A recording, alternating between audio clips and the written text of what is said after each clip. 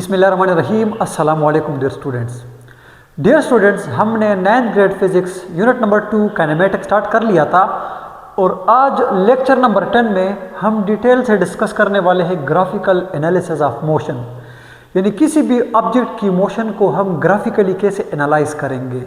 यानी हम ग्राफ को देख के कैसे अंदाज़ा लगाएंगे कि इस टाइम पर इस ऑब्जेक्ट की वेलोसिटी क्या है, कितने टाइम के लिए ये ट्रेवल कर रहा है, कितना डिस्टेंस कवर किया है, इस टाइम पर इसकी वेलोसिटी इंक्रीज हो रही थी या डिक्रीज हो रही थी, इस टाइम इसका एक्सेलरेशन क्या था और इस टाइम के लिए ऑब्जेक्ट रेस्ट में है या मोशन के लिए है।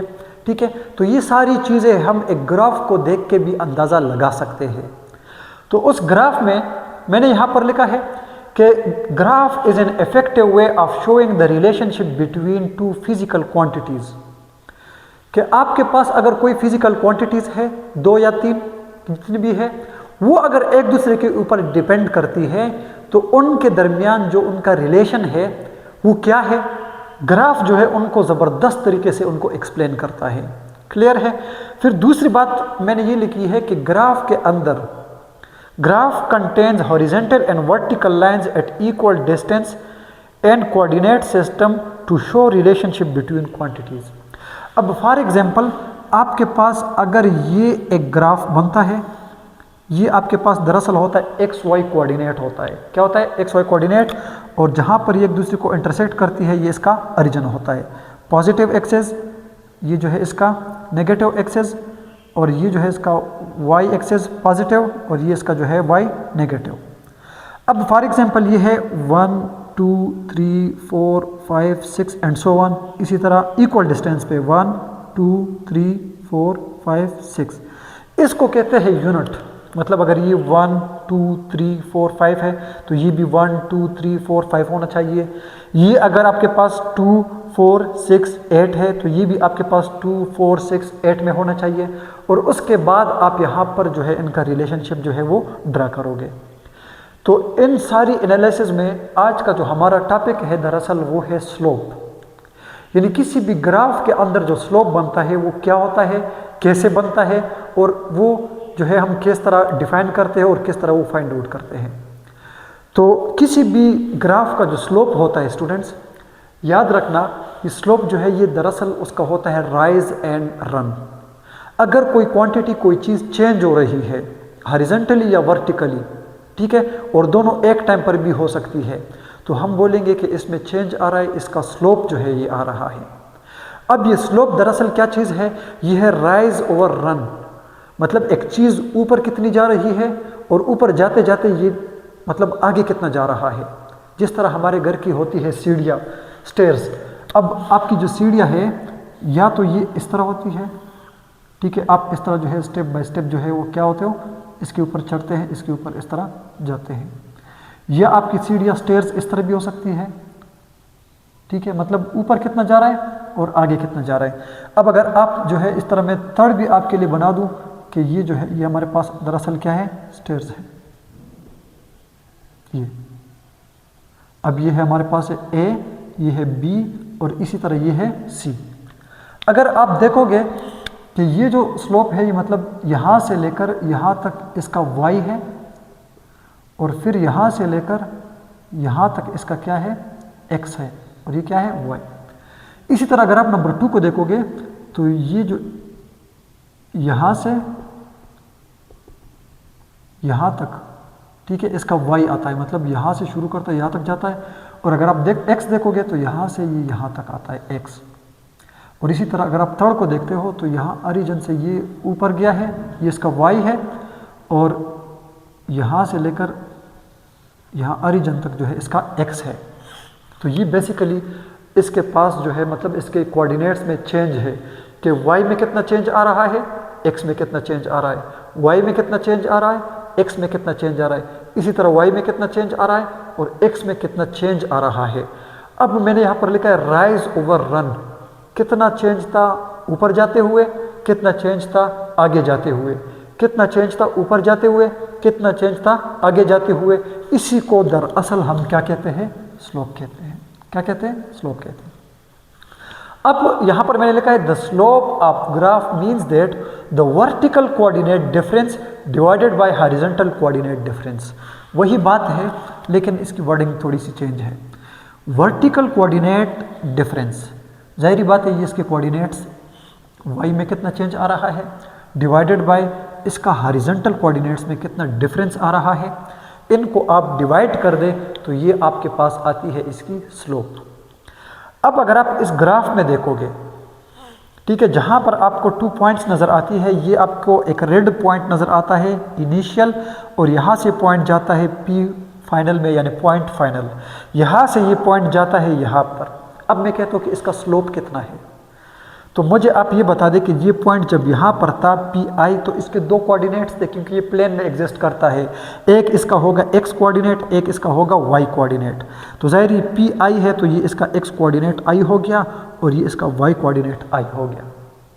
अब ये पॉइंट गया है पी एफ पे, तो यहाँ पर इसका भी एक्स कोऑर्डिनेट होगा एक्स एफ और यहाँ पर इसका वाई कोऑर्डिनेट होगा वाई एफ। क्लियर। अब मैं स्लोप निकालना चाहता हूँ, तो मैंने यहाँ पर भी आपको बता दिया है कि कितना चेंज आया है इसके वर्टिकल कोऑर्डिनेट्स में, मतलब यहाँ से यहाँ तक कितना चेंज आया है ये, और डिवाइडेड बाय कितना चेंज आया है इसके एक्स कोऑर्डिनेट में। ठीक है, तो जब आप इसका वाई कोऑर्डिनेट निकालोगे डिफरेंस, तो आप कहोगे यहाँ पर इसका वाई था इनिशियल, ये पॉइंट था, और यहाँ पर इसका है वाई एफ, तो इन दोनों का डिफरेंस निकाले, मतलब वाई एफ माइनस वाई आई, तो ये इस पॉइंट का वाई कोऑर्डिनेट के अंदर चेंज आएगा। इसी तरह अगर आप यहाँ पर देखोगे कि ये पॉइंट आगे कितना आया है, तो आप कहोगे ये इसका एक्स एफ है, ये इसका एक्स आई है, तो जब आप इसके लिए निकालोगे चेंज इन एक्स, तो ये हो जाएगा एक्स एफ माइनस एक्स आई। और इसी तरह जब आप वाई में कोऑर्डिनेट चेंज निकालोगे तो delta Y is equal to Y F minus Y I हो जाएगा। अब तरीक़ाकार क्या है, स्टेप्स क्या है कि how to find the slope of a graph. तो सबसे पहला पॉइंट ये है कि आप जो है कोई से 2 पॉइंट पिक करें, जिस तरह ये मेरे पास 2 पॉइंट्स हैं। ठीक है, तो मैंने लिखा pick 2 points that is P I and P F, मतलब 2 पॉइंट्स आपने ये पिक कर दिए कि इन 2 पॉइंट्स के दरमियान में क्या करता हूँ, स्लोप फाइंड आउट करता हूँ। उसके बाद करना ये होगा कि आप जो है पी इनिशियल और पी फाइनल, यानी जहाँ पॉइंट से आप गए थे, जहाँ से गए थे और कहाँ तक गए थे, उन दोनों पॉइंट्स के कोऑर्डिनेट्स फाइंड आउट कर दे कि इनिशियल पे इसका एक्स कोऑर्डिनेट क्या था, वाई कोऑर्डिनेट क्या था। इसी तरह पहुँचते ही जिस तरह ये पॉइंट्स आप आ गए हो, इस पॉइंट पर एक्स का एक्स क्या कोऑर्डिनेट होगा और इसका वाई कोऑर्डिनेट क्या होगा। मतलब सेकंड पॉइंट ये है कि जो 2 पॉइंट्स आपने पिक कर लिए हैं उनके कोऑर्डिनेट्स को आप डिटरमिन करें कि इसका एक्स इनिशियल क्या था, वाई इनिशियल क्या था, और इसका जो है अब एक्स फाइनल क्या है और वाई फाइनल क्या है। क्लियर। अच्छा, थर्ड पॉइंट आपको ये बता रहा है कि अभी आप जो है इनके कोऑर्डिनेट्स यानी एक्स और वाई में चेंज निकाले। पहले आप ये देख ले कि इसका एक्स जो है वो कितना चेंज है और इसके वाई में कितना चेंज आया है। 4 पॉइंट फिर आपके लिए ये है कि आप क्या कर दे कि वाई का जो चेंज है वो एक्स के चेंज से डिवाइड कर दे, यानी change in Y coordinate divided by change in X coordinate. ये आपके पास दरअसल आ जाएगा इसका स्लोप। मैंने लिखा है change in Y divided by change in X, तो ये हो जाएगा Y F minus Y I और X F minus X I. तो ये आपके पास जो है क्या हो जाएगा, इसका स्लोप हो जाएगा। अब ये तो सारे मैंने थ्योरेटिकली आपको बता दिया।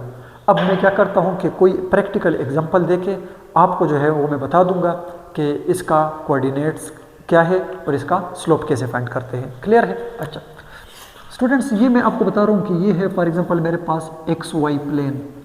क्या है, X Y plane, positive X axes, negative X axes, positive Y और नेगेटिव वाई, और ये है इनका ओरिजिन ओ। अब मैं कहता हूँ फॉर एग्जांपल ये है मेरे पास 1 2 3 4, ये है मेरे पास 1 2 3 4। मैं कहता हूँ कि एक पॉइंट है यहाँ पर, यानी 1 1 पे वो लाई करता है, ये यहाँ पर एक पॉइंट लाई करता है, P1 इसका नाम है और इसका x भी 1 है और इसका y भी 1 है, और यहाँ से ये पॉइंट गया है,